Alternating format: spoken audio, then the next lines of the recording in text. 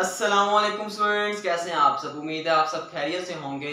मैं आपका chemistry teacher Umar Ali और आज हम स्टार्ट करने जा रहे हैं फर्स्ट ईयर केमिस्ट्री के लेक्चर्स की रिकॉर्डिंग शुरू हो चुकी है। तो हम एक नया बैच स्टार्ट करने जा रहे हैं और उसका नाम क्या रखा है मैंने, यकीन। क्योंकि मुझे आप पे यकीन है और आपको मुझ पे यकीन करना है और सबसे बढ़ के हमें अल्लाह की ज़ात पे यकीन करना है कि इंशाल्लाह जिस काम के लिए हमने ये स्टार्ट किया है, जिस पर्पस के लिए, डेफिनेटली वो पर्पस सक्सेस है। जिस पर्पस के लिए हमने ये स्टार्ट किया है उसको हम पूरा कर सकें।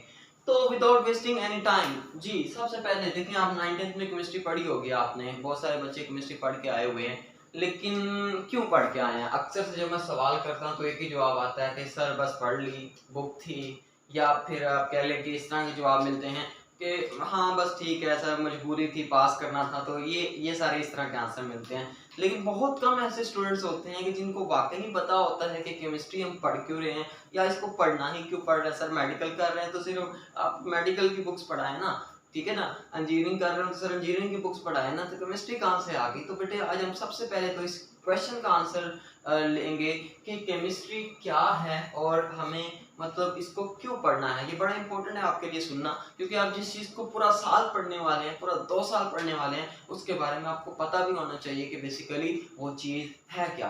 तो अक्सर जेल में क्वेश्चन आता है कि वाई केमिस्ट्री, हम क्यों केमिस्ट्री पढ़ रहे हैं, वजह। तो बेटे देखिए सिंपल इन सिंपल केमिस्ट्री हम इस वजह से पढ़ रहे हैं कि ये लाइफ में हर जगह इन्वॉल्व है। अब सर वो कैसे? चलें जी, हम ऐसा करते हैं, एक लाइफ का छोटा सा इवेंट ले लेते हैं। लाइक आप सुबह उठे और आपने मुंह हाथ धोया, ठीक है, ब्रश वगैरह किया, खाना शाना खाया, वर्दी पहनी, कपड़े पहने और यूनिफॉर्म पहने और कॉलेज चले गए या किसी जगह पे जिसने आपने जाना था। तो इतने से इवेंट के अंदर हम केमिस्ट्री ढूंढने की कोशिश करते हैं कि इतने से इवेंट के अंदर हमें केमिस्ट्री कहाँ पे मिलेगी। देखिए आपका जो लाइक अब क्या होता है कि लाइक सुबह आपको किसी ने आवाज दी कि उठ जाओ, तो बेटे आवाज क्या होती है? वाइब्रेशंस। वो जाके आपके एयर ड्रम से टकराई और दिमाग को एक सिग्नल गया कि भाई जिस्म को एक्टिव कर दो कि अब उठ जाना है। मतलब जिस्म के अंदर कुछ ना कुछ दिमाग ने सिग्नल्स भेजे। आप जानते हैं और आपने पढ़ा भी हुआ है कि जो आपका ब्रेन है, जो आपका ब्रेन है बेसिकली वो जो सिग्नल को ट्रांसफर करता है वो करता है बाय नर्व इम्पल्सेस। कि जो आपके पास छोटी छोटी नर्व इम्पल्सेस होती हैं जिनकी हेल्प से जो ब्रेन होता है वो सिग्नल को ट्रांसफर करता है। और आपको बताता जाऊं कि जो न्यूरॉन्स होते हैं जो कि सिग्नल को आगे ट्रांसफर करते हैं बेटे, वो करते हैं with the help of some chemicals that are called as neurotransmitters. किनकी हेल्प से करते हैं? वो न्यूरोट्रांसमीटर्स की हेल्प से, ठीक है जी। अब न्यूरोट्रांसमीटर्स बेसिकली क्या हैं बेटे? न्यूरोट्रांसमीटर्स बेसिकली आपके पास केमिकल्स हैं। ये क्या हैं? केमिकल्स हैं। फॉर एग्जांपल एक केमिकल का मैं स्ट्रक्चर ड्रा कर देता हूं कि मान लिया आपके पास ये एक न्यूरोट्रांसमीटर है और इस न्यूरोट्रांसमीटर का नाम है एसिटाइलकोलिन, ठीक है। तो ये क्या है? बेसिकली केमिकल है। मतलब हमारी बॉडी के अंदर जितने भी सिग्नल्स ट्रांसफर हो रहे हैं या फिर आपके पास न्यूरॉन्स नर्व इम्पल्सेस को आगे पीछे कर रहे हैं, मतलब हमारी बॉडी की पूरी फंक्शनिंग इन पे डिपेंड करती है और न्यूरोट्रांसमीटर्स पे डिपेंड करती है, जो कि बेसिकली क्या है? केमिकल्स। तो केमिस्ट्री आ गई, मतलब मेरी बॉडी की फंक्शनिंग में भी केमिस्ट्री का बहुत ज्यादा रोल है। अच्छा चलें ठीक है, आप उठ गए, उसके बाद आप क्या गए? वॉशरूम गए। अब वॉशरूम के अंदर जैसे ही आप इंटर हुए तो आपको क्या मिला? आपको बेटे वहां पे एक मिरर मिलेगा। क्या मिलेगा? एक मिरर मिलेगा। चलिए थोड़ा सा मैं ड्रा कर देता हूँ। ड्राइंग मेरी कुछ ज्यादा अच्छी तो नहीं होगी, लेकिन जैसी है आपको काम चलाना पड़ेगा। तो हमारे सामने एक मिरर लगा होता है। क्या लगा होता है? एक मिरर लगा होता है। अच्छा, कभी सोचा आपने कि ये जो शीशा आप देखते हैं इसकी केमिस्ट्री क्या है? इसके बारे में कभी जानने की कोशिश की? नहीं ना की? तो चलें आज जानने की कोशिश करते हैं। देखिए एक तो होता है सिंपल ग्लास और उसके ऊपर होती है कोटिंग जिसकी वजह से हम अपना चेहरा देख सकते हैं। अगर बेटे मैं आपके पास सिंपल ग्लास की कंपोजिशन के बारे में आपको बताऊं ना, तो आपको पता है आपका जो ग्लास मटेरियल है जो शीशे के अंदर होता है वो किसका बना होता है? इसके अंदर बेटे आपके पास होता है सिलिका, इसके अंदर आपके पास होता है आयरन का ऑक्साइड, ठीक है, इसके अंदर आपके पास होता है क्रोमियम का ऑक्साइड, ठीक है। इसके अंदर आपके पास होता है बहुत सारे मतलब डिफरेंट ऑक्साइड्स होते हैं जो कि आपके पास मिलते हैं। इसके अंदर आपके पास होता है कैल्शियम कार्बोनेट, ठीक है। तो इसी तरह से आपके पास बहुत सारे ऑक्साइड्स होते हैं, बेसिकली ये कैल्शियम सिलिकेट्स होते हैं जो कि मिलके ग्लास मटेरियल को बनाते हैं। तो ये सारे के सारे क्या हैं? ये सारे के सारे डेफिनेटली कोई ना कोई केमिकल, कोई ना कोई मॉलिक्यूल्स हैं जो कि मिलके इस ग्लास को बना रहे हैं, ठीक है। और अच्छा, अब ये तो हो गया सिंपल ग्लास, जैसे नॉर्मली ग्लास होता है हम उसके आर पार देख सकते हैं। लेकिन उस ग्लास के ऊपर हम बेटे एक कोटिंग करते हैं। क्या करते हैं? एक कोटिंग करते हैं। कुछ ऐसे कोटिंग होती है जिसकी वजह से हम उसके अंदर जब देखते हैं तो हमें अपना चेहरा नजर आता है। पता है वो कोटिंग किस चीज की होती है? मोस्ट ऑफ द टाइम बेटे वो जो कोटिंग होती है वो आपके पास होती है किसकी भाई? सिल्वर की। किसकी? सिल्वर की। सिल्वर का सिंबल क्या होता है? Ag। तो इसका मतलब है कि आप जो ये मिरर देखते हो, शीशा देखते हो, ठीक है, ये भी आपके पास किसी ना किसी केमिकल से मिलकर बना है। तो देखें आपके पास यहाँ पे भी इस चीज के अंदर भी केमिस्ट्री आ गई। Very good. तो केमिस्ट्री तो बेटे हर जगह आपको मिलेगी, किसी भी जगह पे आप चले जाएं। अच्छा, अब मिरर के थोड़ा सा नीचे आप देखें तो आपको क्या चीज मिलती है? मिरर के बेटे अगर थोड़ा सा नीचे देखें तो हमें एक सिंक मिलता है। हमें क्या मिलता है? एक सिंक मिलता है जिसके ऊपर हमारे पास क्या लगा होता है? एक टैप लगा होता है, एक नल लगा होता है, या पंजाबी में आप उसे टूटी भी कहते हैं। एक नल लगा होता है, ठीक है। और आपके पास ये बेसिकली क्या है? ये आपका सिंक है, ठीक है। अच्छा जी, अब इसके अंदर केमिस्ट्री कहाँ से आ गई सर? इसके अंदर आप कौन सी केमिस्ट्री ढूंढने जा रहे हैं? अच्छा चलो, सबसे पहले इस टैप की बात करते हैं। देखो टैप जो है बेसिकली ये दो चीजों से मिलकर बना हो सकता है। आप सबके घर में मैक्सिमम टैप दो चीजों का ही हो सकता है। या तो बेटे ये बना होगा किसका? स्टील का, ठीक है, मतलब मेटल होगा। या फिर ये बना होगा किसका? प्लास्टिक का, ठीक है ना। दो ही पॉसिबिलिटीज है ना। अब स्टील किस चीज को कहते हैं? देखो, जब हम आयरन के साथ मतलब लोहे के साथ कुछ कार्बन को मिक्स कर देते हैं, मतलब जब इन दो चीजों को हम मिक्स कर देते हैं तो हमारे पास क्या बन जाता है? स्टील। और अगर सिर्फ और सिर्फ ये लोहे का ही हो, आयरन का ही हो, फिर भी बेटे आयरन क्या है? एक एलिमेंट है ना। एक एलिमेंट है ना, तो केमिस्ट्री तो यहाँ पे भी आ गई। कार्बन क्या है? एक एलिमेंट है ना, तो केमिस्ट्री तो यहाँ पे भी आ गई। चले सर नहीं, स्टील का नहीं हमारे घर तो प्लास्टिक का लगा हुआ है। तो बेटे प्लास्टिक बेसिकली क्या है? प्लास्टिक भी तो बेसिकली आपके पास कोई ना कोई केमिकल ही होगा ना। लाइक आप कहते हैं कि सर प्लास्टिक का बना है। अब बेटे प्लास्टिक कई तरह की हो सकती है। For example most of the time आपके पास ये जो पाइप्स या ये जो होते हैं ये पीवीसी के बने होते हैं। What is meant by PVC? PVC हम कहते हैं एक केमिकल को जिसका नाम है पॉलीविनाइल क्लोराइड। क्या नाम है? Polyvinyl chloride. अगर मैं इसका फार्मूला बनाने की कोशिश करूं तो इसका फार्मूला कुछ ऐसे बनेगा। तो ये क्या है बेसिकली? ये क्या है? कोई ना कोई केमिकल है, कोई ना कोई कंपाउंड है, ये एक पॉलीमर है। तो यहाँ पे भी तो केमिस्ट्री आ गई। मतलब हमने मिरर देखा, उसके अंदर केमिस्ट्री। हमने एक नल देखा, वो किससे बना? डेफिनेटली किसी न किसी केमिकल कंपाउंड से, तो उसकी केमिस्ट्री। और बेटे सिमिलरली अगर हम इस सिंक की बात करेंगे, इस सिंक की बात करेंगे तो डेफिनेटली ये जो सिंक है ये भी किसी न किसी केमिकल कंपाउंड से मिलकर बना होगा। और कौन सा केमिकल कंपाउंड होगा? मोस्ट ऑफ द टाइम ये होगा कैल्शियम कार्बोनेट, या फिर आपके पास होंगे कैल्शियम सिलिकेट्स। तो हर जगह पे केमिस्ट्री आ गई। देख रहे हैं, समझ रहे हैं? अच्छा, अब इस नल से क्या बाहर आएगा? इस नल से क्या बाहर आने वाला है? इस नल से आपके पास क्या बाहर आने वाला है भाई? पानी। और पानी का फॉर्मूला क्या है? H2O। तो केमिस्ट्री तो यहाँ पे भी आ गई। तो मतलब आप कोई भी चीज उठा के देख लें, केमिस्ट्री आती जाएगी। अभी तक तो हमने सिर्फ वॉशरूम के अंदर गए हैं, अभी मुंह ही धोया है। और मुंह धोने के लिए क्या इस्तेमाल करेंगे हम? क्या होता है यहाँ पे साइड पे पड़ा हुआ? सोप। क्या होता है भाई? सोप। अब सोप क्या है? साबुन, ठीक है ना। सोप क्या है? साबुन। अब आपके पास सोप क्या होता है? बेसिकली आपने पढ़ा हुआ बेटे, सोप आपके पास क्या है? एक साल्ट है। सोप क्या है? एक साल्ट है। किसका? फैटी एसिड्स का, ठीक है ना। सोप क्या है? एक साल्ट है। किसका? फैटी एसिड्स का। तो आपके पास अब फैटी एसिड्स क्या हैं? वही केमिकल कंपाउंड। साल्ट क्या है? Chemical compound. मतलब अगर आप सोप की भी बात करेंगे तो उसके अंदर भी क्या आ गई? केमिस्ट्री आ गई। चले सर ठीक है, आप इससे थोड़ा आगे भी तो चले ना, आप केमिस्ट्री ही बताते जा रहे हैं। चलें एक और चीज की एग्जांपल ले लेते हैं। ब्रश करते हैं, शायद आप ना करते हो लेकिन पता तो जरूर होगा, कभी ना कभी देखा तो जरूर होगा, ठीक है ना। अगर बेटे ब्रश करने के लिए जो हम यूज करते हैं, क्या यूज करते हैं? हम टूथपेस्ट यूज करते हैं। क्या यूज करते हैं?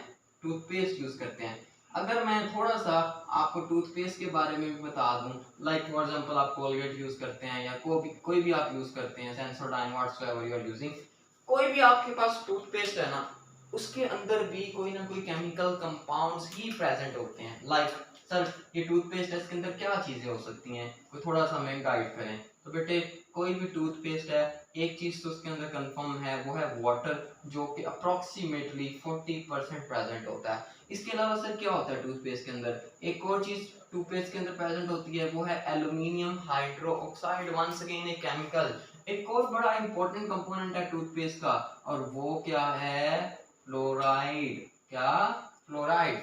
F-1, F-1 जो आपके दांतों के ऊपर एक तह चढ़ा देता है, जिसे आप एनेमल कहते हैं। मतलब हमारे दांतों की जो सेहत है, हमारे दांतों के लिए जो यूजफुल चीजें हैं, वो भी बेसिकली क्या हैं? केमिकल्स ही हैं। और मैं बेटा, क्या आपके टूथपेस्ट में नमक है?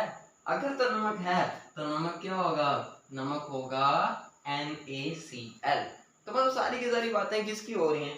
केमिकल्स की हो रही हैं। मैं तो केमिकल्स को नहीं लेके आ रहा, खुद ही आई जा रहे हैं। क्यों? क्योंकि मैं तो लाइफ में जो चीजें यूज करते हैं उनको लेके आ रहा हूँ, और वो डेफिनेटली कुछ ना कुछ चीज निकलती जा रही है, कोई ना कोई केमिकल कंपाउंड निकलता जा रहा है। अब मैं इस पे नहीं जा रहा कि ये जो टूथपेस्ट का कवर है ये किससे बना होगा। डेफिनेटली ये प्लास्टिक से बना होगा, और प्लास्टिक की बहुत सारी टाइप्स हैं, ये मैंने यहाँ पे एक मेंशन की है, PVC। ओके चलो जी, अब बेटे अभी टूथपेस्ट तो चलो हमने ले ली, अब थोड़ा ब्रश की भी बात कर लेते हैं। तो बेटे ब्रश अगर फॉर एग्जांपल आपके पास है, जो आप यूज करते हैं करने के लिए, तो लाइक थोड़ी सी एक छोटी सी ड्राइंग बना लेते हैं ब्रश की, ताकि उसमें भी आपको मैं बता सकूं।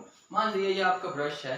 अब ब्रश बेसिकली ये वाला जो ब्रश का हिस्सा है, ये जो आप ब्रश करते हैं उसका बेटे ये जो वाला हिस्सा है, ये डेफिनेटली प्लास्टिक से बना हुआ है। अच्छा प्लास्टिक के ना आगे बहुत सारी टाइप्स हैं, प्लास्टिक की मोर देन 100 डिफरेंट टाइप्स की प्लास्टिक है आपके पास यहाँ पे ना, तो डिफरेंट प्लास्टिक की टाइप्स हो सकती हैं। तो इसलिए मैं मेंशन नहीं कर सकता कि यहाँ पे कौन कौन सी प्लास्टिक की टाइप होगी। हाँ एक और प्लास्टिक की टाइप मैं मेंशन कर देता हूँ, दैट इज पॉलीथीन। जो आपके प्लास्टिक बैग्स होते हैं वो पॉलीथीन के बने होते हैं, ठीक है। तो मतलब आप जिन चीजों के अंदर ये सारी चीजें लेके आते हैं, प्लास्टिक बैग्स जिन्हें आप कहते हैं बेटे, वो भी बेसिकली किसके बने हुए हैं? वो आपके पास किसी न किसी केमिकल कंपाउंड के बने हुए हैं, जिसका नाम क्या है? पॉलीथीन। अब प्लास्टिक बैग का फॉर्मूला क्या है?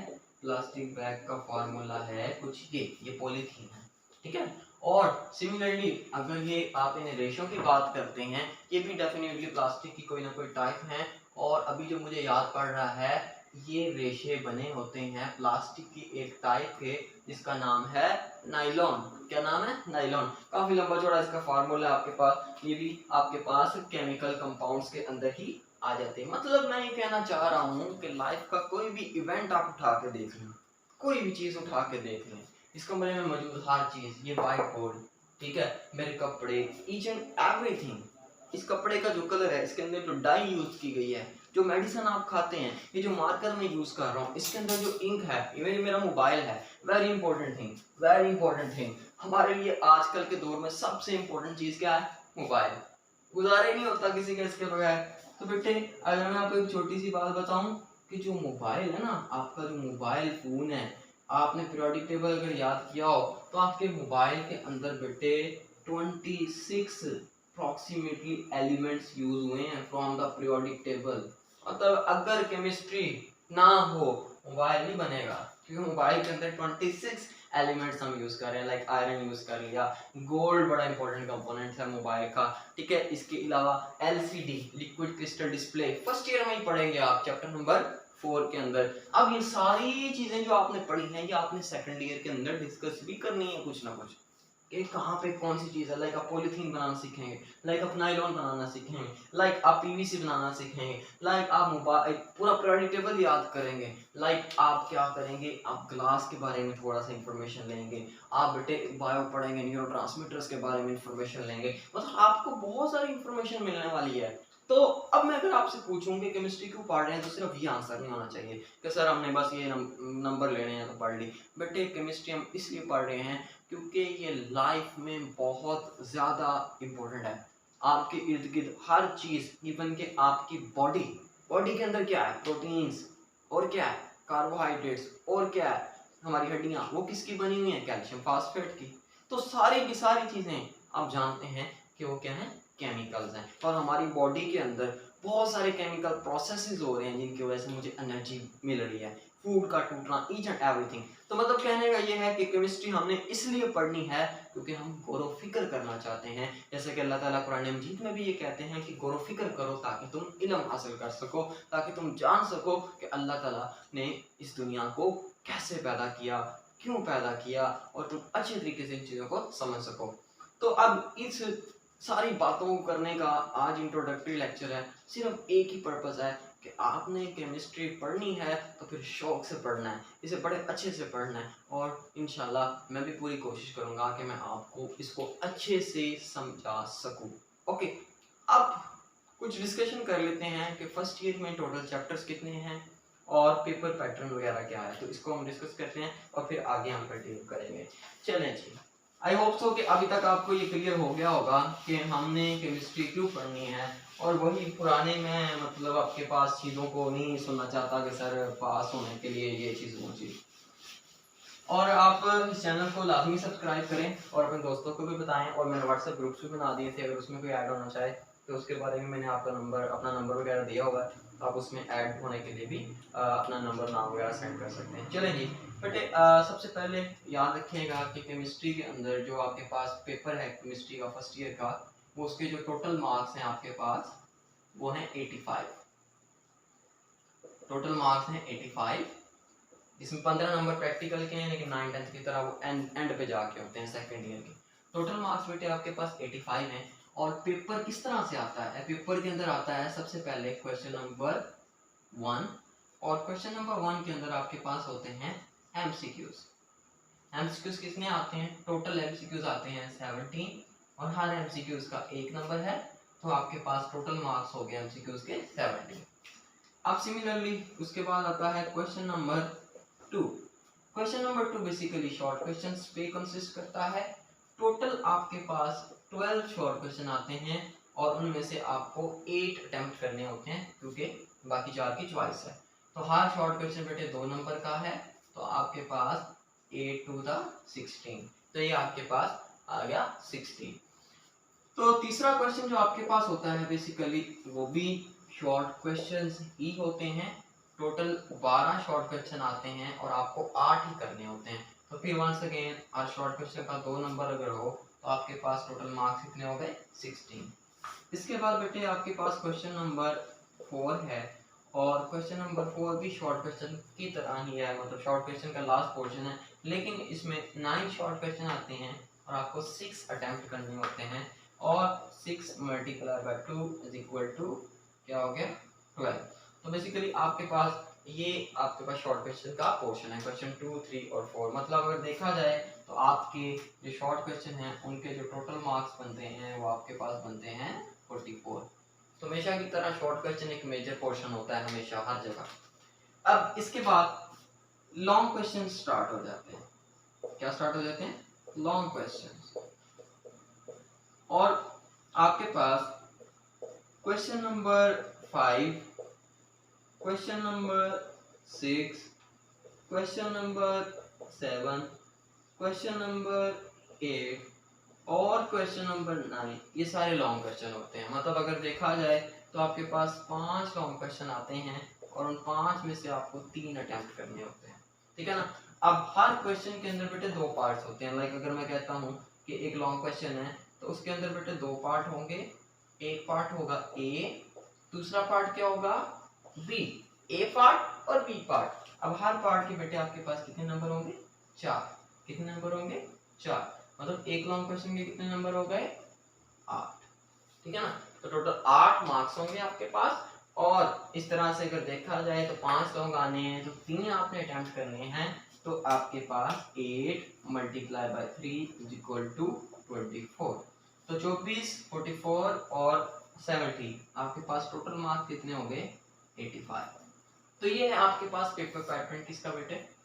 पार्ट 1 की केमिस्ट्री का पेपर पैटर्न आपके पास किस तरह से है और क्या क्या इसमें से आएगा। अब क्या दिखेगा, टोटल जो आपके पास पेपर आता है वो 85 का नहीं होता, वो तो आपने अटेम्प्ट करना। टोटल आपके पास पेपर आता है 122 मार्क्स का, 122 मार्क्स का पेपर आता है और उसमें से आपने 85 अटेम्प्ट करना होता है, 85 का। तो मेरा नहीं ख्याल है, क्योंकि बच्चा अच्छे से लेक्चर्स भी सुनता है, याद भी करता है, तो 122 में से 85 नहीं ले सकता। फेल होना तो बड़ी दूर की बात है, फेल होने के लिए बड़ी मेहनत करना पड़ती है, बड़ा टीट पढ़ना पड़ता है बंदे को, तो बड़े मतलब कह लें कि बहुत ज़्यादा मेहनत रिक्वायर है फेल होने के लिए। तो 122 में से क्या 85 मार्क्स नहीं ले सकते? मुझे ज़रा बताएं कमेंट सेक्शन में, कौन कहता है कि नहीं आ सकते? आ सकते हैं। तो हमारा टारगेट सिर्फ एक ही है, क्योंकि नाम हमने यकीन रखा बैच का, तो हमें यकीन करना होगा कि हम 85 मार्क्स ले सकते हैं और लेंगे। तो ये आपके लिए आज का लेक्चर था इंट्रोडक्टरी। और उसके बाद एक चीज़ और हमारे पास अभी बाकी है बेटे, याद रखिएगा कि आपके पास जो टोटल नंबर ऑफ चैप्टर्स हैं फर्स्ट ईयर के अंदर, वो आपके पास 11 है। टोटल 11 चैप्टर हैं आपके पास, टोटल 11 चैप्टर। और अगर मैं बोलूँ कि सर कोई कुलिया बता दें कि हम कैसे मतलब फर्स्ट ईयर को क्रैक कर सकते हैं, तो एक सिंपल सा कुलिया है, चैप्टर नंबर 1 से लेकर चैप्टर नंबर 7 को अच्छे से कर लो, अच्छे से कर लो, अच्छे से कर लो और कुछ ना छोड़ो। इन चैप्टर से आप अगर इन चैप्टर्स को कर लेते हैं तो 78 प्लस मार्क्स का आप पेपर सॉल्व करने के काबिल हो जाते हैं। तो ये इतने इंपॉर्टेंट चैप्टर्स हैं। तो इंशाल्लाह अब मैं नेक्स्ट जो वीडियो अपलोड करूंगा वो आपके पास होगी कौन सी? लेक्चर नंबर 1, और हम स्टार्ट करेंगे चैप्टर नंबर 1। दुआ में याद रखिएगा। Stay tune. Thank you very much. अल्लाह हाफिज़। अस्सलाम वालेकुम।